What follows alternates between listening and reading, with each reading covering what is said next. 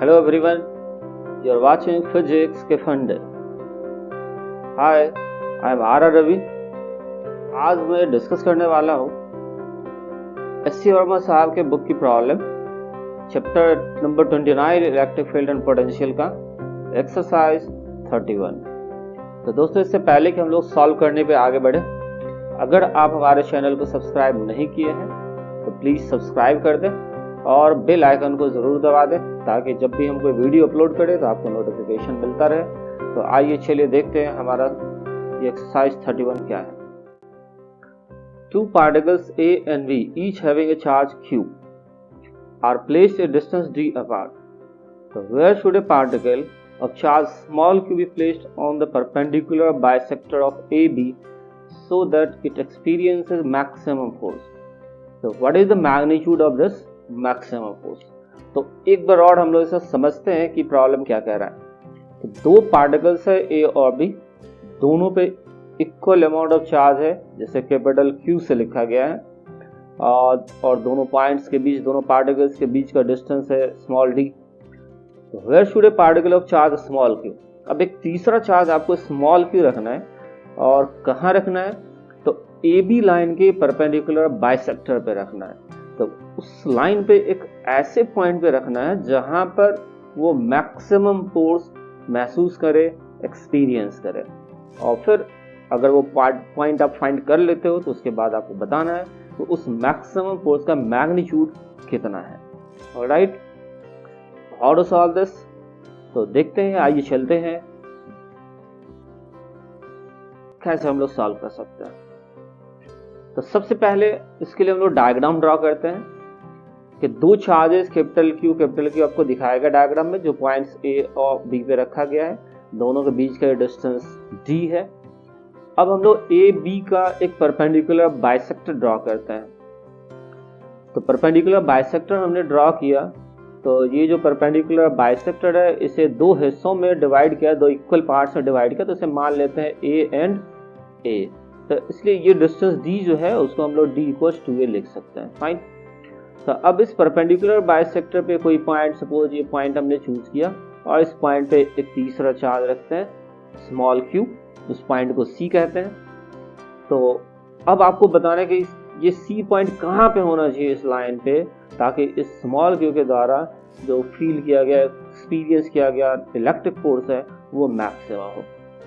तो कैलकुलेशन से पहले चलिए डायग्राम कंप्लीट करते हैं। हम लोग ए सी को ज्वाइन करते हैं और बी और सी को ज्वाइन कर देते हैं। तो आप देख सकते हो कि ये एक राइट एंगल ट्रायंगल बन गया, दिस वन, जिसका हाइपोटेनस है ये ए सी। तो हाइपोटेनस हो जाएगा √a² प्लस x²। उसी तरह से ये भी एक राइट एंगल ट्रायंगल बन गया जिसका हाइपोटेनस है बी सी। तो इससे भी आप फाइंड कर सकते हो √a² प्लस x² से। राइट, तो R equals √a² plus x²। तो हम लोग इस पे फोर्स फाइंड करते हैं। तो A पर कैपिटल Q और C पर स्मॉल q, दोनों को मान लो पॉजिटिव है, तो ये एक दूसरे को रिपेल करेगी। B और C पे भी वही पॉजिटिव चार्ज है, तो इस दोनों के बीच में रिपल्सन होगा। तो हम लोग जानते हैं पॉइंट चार्जेस का इलेक्ट्रिक फोर्स जो होता है वो दोनों को ज्वाइन करने वाले लाइन के अलोंग होता है, आइदर अट्रैक्टिव इन नेचर और रिपल्सिव इन नेचर। तो यहाँ पर रिपल्सिव होगा, तो ए का फोर्स ए से सी की तरफ AC के अलोंग होगा, और बी का फोर्स बी से सी की तरफ BC के अलोंग होगा। Let's have a look. तो ये है ए के द्वारा एक्सर्टेड फोर्स FA और बी के द्वारा एक्सर्टेड फोर्स FB। तो यही दो इलेक्ट्रिक फोर्स है, और तो इसका रिजल्टेंट अब हम लोगों को फाइंड करना पड़ेगा, और फिर उस रिजल्टेंट को मैक्सिमाइज करेगा। तो सबसे पहले FA और FB का मैग्नीट्यूड फाइंड कर लेते हैं। तो अकॉर्डिंग टू कूलम्स लॉ हम लोग जानते हैं electric force between two point charges is K Q1 Q2 R²। तो यहाँ FA और FB दोनों इक्वल है, बिकॉज चार्जेस का पेयर FA के लिए capital Q small q, FB के लिए भी capital Q small q। Distance FA के लिए तो AC और FB के लिए BC, ये दोनों इक्वल है। सो चार्जेस का प्रोडक्ट दोनों के लिए इक्वल है, distance between the charges equal है, सो ये दोनों फोर्स सेम होगा KQ/R²। और R की वैल्यू इसमें √a² प्लस x² पुट करोगे तो ये हो जाएगा KQQ/a² प्लस x²।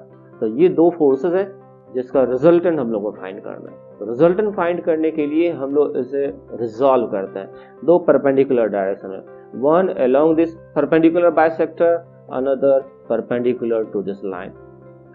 तो परपेंडिकुलर बाइसेक्टर के अलोंग हम लोग लाइन को एक्सटेंड कर देते हैं। तो मान लो ये एंगल थीटा और थीटा है। तो अब एफ ए और एफ बी को रिजॉल्व करते हैं। तो एफ ए का component along the perpendicular bisector हो जाएगा एफ ए कॉस थीटा और परपेंडिकुलर कंपोनेंट हो जाएगा एफ ए साइन थीटा।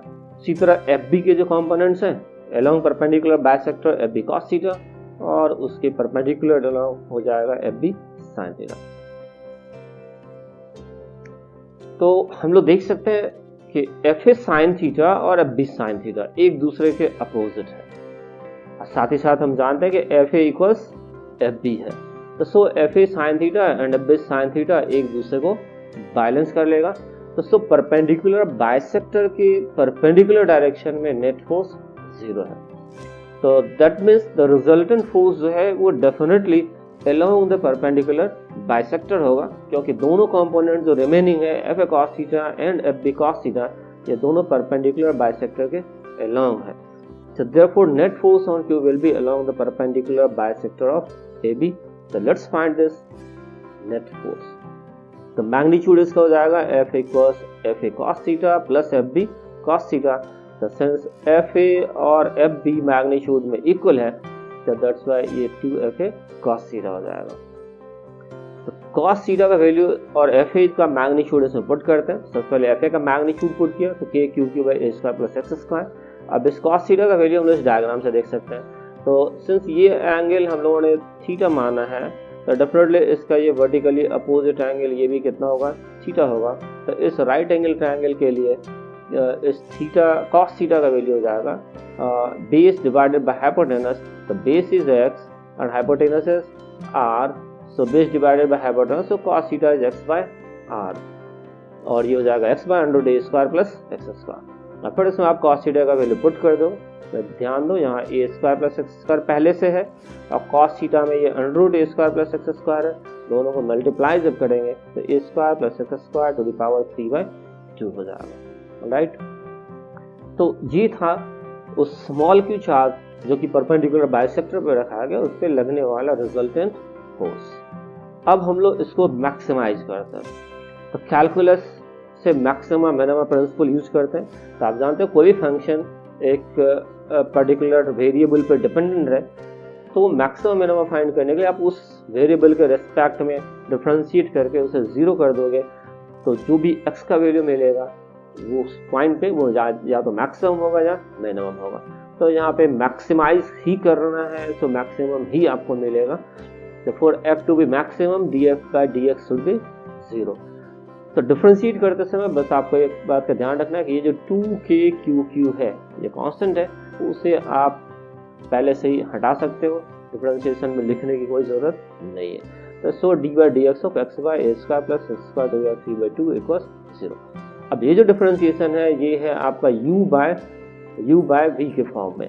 तो u बाय v के फॉर्म में है तो इसको कहेंगे u और ये डिनोमिनेटर हो गया v। तो u बाय v का डिफरेंशिएशन क्या होता है, तो डिनोमिनेटर में v स्क्वायर और न्यूमरेटर में लिखते हैं v D by D x minus u D by D x. तो उसका यूज करो। तो इस तरह से आप डिफरेंशिएट कर लो और इससे हम लोग x का वैल्यू फाइंड कर सकते हैं। तो फाइनली आपको मिलेगा 2x square equals a square. So x will be a by √2 that means d by 2√2 क्योंकि a का वैल्यू था d बाई 2।